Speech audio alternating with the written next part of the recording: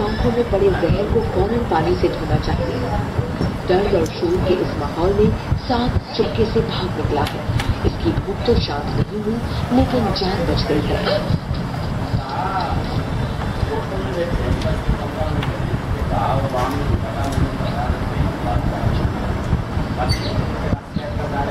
जहां तक मुमकिन हो सांप इंसानों से दूर ही रहना चाहते हैं,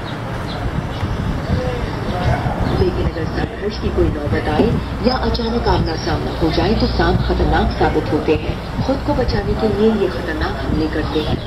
मध्य और दक्षिण अफ्रीका में फेरिडोलाइन्स नामक ये सांप इंसानों की जान लेने के लिए मशहूर है। हर साल ये 2